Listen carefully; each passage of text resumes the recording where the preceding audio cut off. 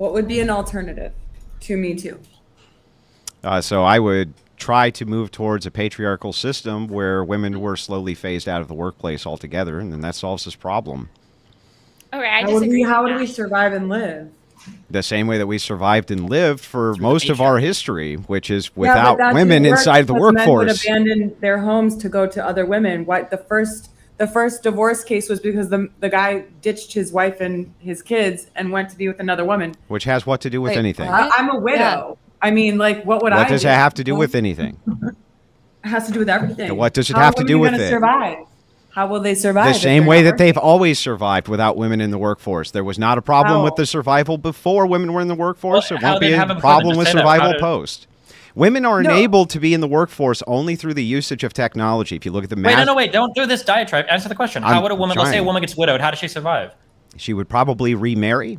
But not only that, the assets of the husband always have traditionally gone to the woman. Not only that, there's usually an obligation from the family of the person you were widowed from who's going to help you out. The man was doing everything right. Like the man was just working hard. We can't assess all of society just based on what if risks of what if a meteorite strikes you. That's not fair. And I'm sorry. Hang on. Let me finish, lady. I'm sorry that a fucking meteorite might strike your husband and he might die, but we're not going to make a societal prescription based on that. That would be insanity. So yes, there's going to be some unfairness baked in, but we can't, unfortunately, alleviate all unfairness from every situation over all times. We can't do that. Isn't it common right now that like the average savings rate is like negative for like people under 35? So basically every widow under the age of like 35 or 40 is just fucked? First of all, they're not fucked. If you were to reduce the women's participation in the workforce, you would see a massive increase in salary, more than likely, for men. That follows, in fact. No, it doesn't follow. How does it not? No, that is true. It doesn't follow because the number one indicator of like countries becoming prosperous and successful is women entering the workforce and starting to own businesses. That's like one of the biggest indicators of it. Destiny, you're familiar with supply and demand, right? If you have less workers, do you have more of a supply of workers or less of a supply? You understand that when you go answer to my question school, like I just answered yours. No, I'll answer your question. Then just say the yes. Supply and demand X graph is an incredibly crude and simplistic way to analyze markets. Yes, of course, if you remove all the women from the workforce, the men will get higher wages. Then why the fuck did you just argue they wouldn't? What? Why did you just argue they wouldn't? Because every single economist in the world agrees with me and not you, Andrew. Agrees with you about what? You just agreed with me. Women start to own businesses and enter the workforce. You just agreed with me and my position that if all women were exited from the workforce tomorrow, salaries for men would skyrocket. You literally just agreed with that. Trillion less dollars in our economy. Salaries might increase, Andrew. Do you think murdering half the U.S. population would be good for the economy? Because now you've got that's a red. So what happens? So hang on. So phasing women out for one thing. There's a massive distinction between that and murdering half the population. But assuming that we granted your hypothetical and half the population was somehow murdered, salaries would still increase for the half that were here. Yes, Destiny. No, that's not how it works. Yes, then why did you just get done saying that that's how it works? No, I didn't get done saying. You're using a high school supply-demand graph to analyze an entire worker economy. Workers are a supply in the economy. Generally, for an economy, when you increase your supplies, you increase the standards of living, you increase the GDP, you increase wages across the board. Here's a question, Andrew. You just agreed with me again.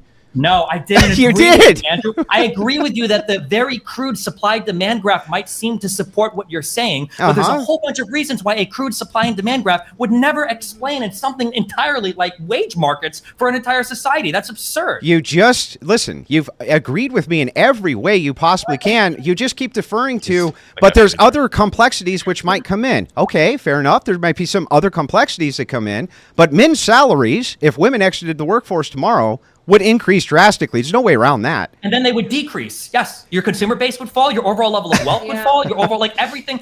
Why would your consumer base fall? Women entering the workforce has brought so much money to the economy when you compare it to like if women were never, those changes never happened.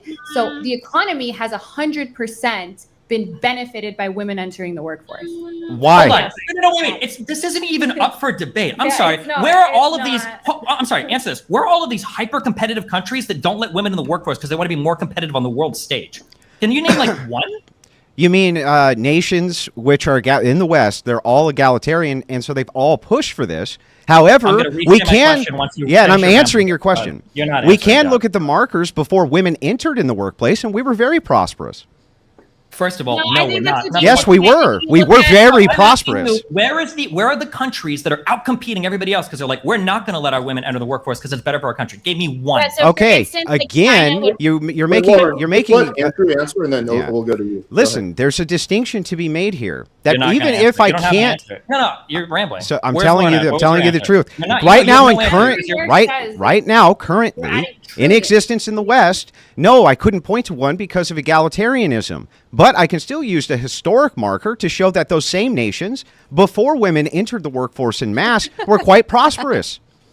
Sorry. I think it's like a decent point. How did that not answer your question? Because he asked you for an example of a country today that exists. All Western nations were prosperous even before women entered the workforce. All of them. You're giving me the argument that like women entering the workforce is I don't know, has made it so reality TV has appeared. You're just correlating two things that aren't necessarily related to each other. The way that you would study this in econ is you wouldn't go, what was it like 500 years ago? And now let's compare it today. You would compare one country to other countries. In econ, you wouldn't look at the historic standards? I think you would. No, you would never look. No, you don't look at. That's why when you don't look at historic standards? No.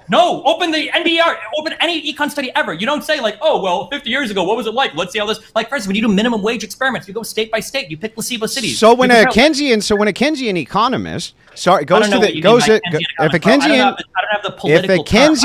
hang on, stop. Whatever economist you want, but I'll just say Keynesian. If a Keynesian economist goes in and to a government position and he wants to offer economic solutions, wouldn't he appeal to Keynes and Keynes markets and solutions? And those market solutions are going to be based on those standards from that. What do you mean? No, you don't go up to a guy and you go, hey, what about Keynes? Hey, what about the 1950s? You do. No, you. Okay. For economics, of course you do. No, I'll even grant you that. But they would highlight examples of, hey, this country implemented Keynesian economics or economic policies, and then this is how it played out. No, we don't use a historic standard, remember? Destiny just said you don't ever look at a historic standard when it comes to the economy. It's that is the dumbest single thing I have ever heard in my life, by the way.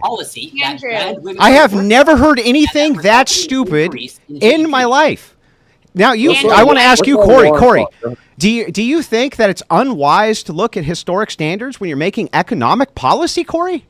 Across the board, universally, no, there are some lessons to be learned from history, but to Destiny's point, like making economic policy today, generally speaking, is driven by data generated today and looking at other policies. Yes, but you're still looking at a historic standard and you're comparing the data. That way you know which is good and which is bad policy.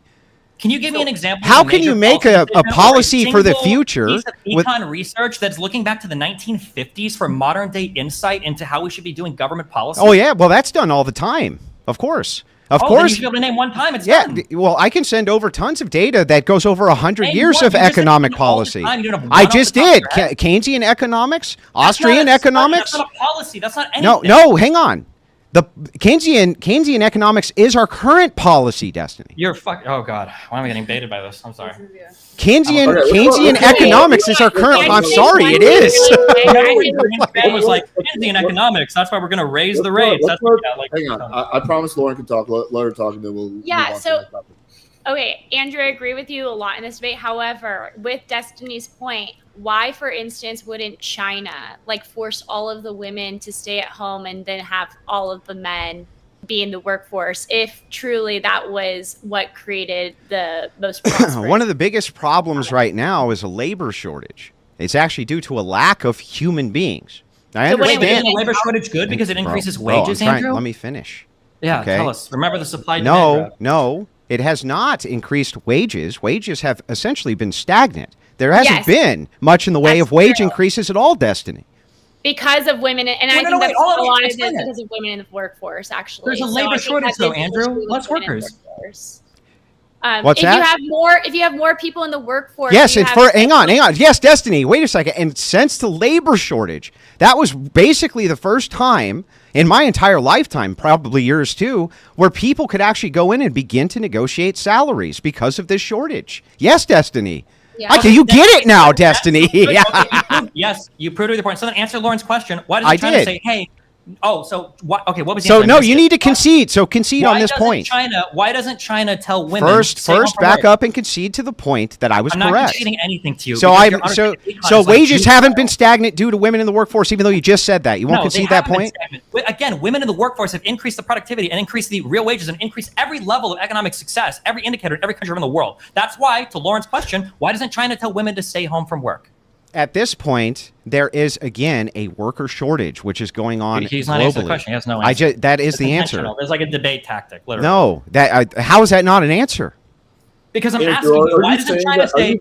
Wait, let me see if I can bridge the gap. Andrew, are you saying that the reason that China doesn't tell women to stay at home is because there's a labor shortage? They don't have enough labor force to do that. This is right now. This is a global phenomenon, and this has to do with the fact that China had a one-child policy, and it's the same thing with our fertility rates here. We can't keep up with the supply right now. We just can't do it because you have the essentially the 18 to 30-year-olds are going to subsidize the generation before and the 4 generations after. And so you need this pool, but we're now entering into this section where you have this pool, which subsidizes all these generations, is so small that you have a huge labor shortage across the board. That's the one you need the most. Why would getting rid of women from labor? Hang on. I'm going to bridge the gap. I'll rephrase the question because I do see your point. Well, what about if we take a country like India, right? They have insane amounts of people being born. Why would they, like, following Destiny's logic, why would they not just exclude women from the workforce? Logic. Thank you very much. Well, I mean, India's caste system does often exclude women, and some of the Muslim nations often do exclude women. So I don't know what you're talking about. In this case, we're talking about a Western phenomenon. We have entered into a labor shortage China's the West? because of I'm talking Japan's about the West? I'm Korea's giving the you West? I'm giving you a prop. And by the way, yes, South Korea is completely westernized, 100%. Do you disagree, Destiny? I don't know what your definition of westernized is. They listen to they're basically a U.S. port at this point. I don't know what that means. But okay, they're basically, I mean, we run South Korea. South Korea is a massive American port. Our culture has definitely, since the Korean War, reframed South Korea. It's basically, it might as well just be like an extension of an American state at this point. Andrew's right about that, but let's let him answer the... No, I want Destiny to answer to this. Would you agree that that's true? I'm not answering until you answer the China question. You haven't answered it. You just made a claim. You said, what about South Korea? Is that the West? Well, yeah, kind of. Weaseling away. I made this claim because you said only Western countries do this, but countries around the world. No, I'm not saying just the West. I was just giving you a reflection of the West. I'll ask a question one more time so the audience can hear you evade it. If you said that removing women from the workplace was good, why doesn't China just order it to happen because it would be good for the country? Well, like I said, at the moment, China is dealing with a problem which happened from their one-child policy. They're dealing with a labor shortage as well because this key demographic that they rely on. All right. How is this not an answer? No, because you're saying there's a labor shortage, so they're not going to get... What? He's answering the question. No, hold on, Alex. He's not. He's saying there's a labor shortage, so they don't want to get women off of the workplace. What do you think would happen in the United States if we axed 50% of our workforce when our unemployment is like 3.25%? Didn't say that you should axe it tomorrow. I had a plan to gradually phase women out so that women were more comfortable staying at home than in work. And so this way we could try to get our population back up because it's been completely devastated. When you've moved off of day one supply and demand graphs, go look up like the lump of labor fallacy.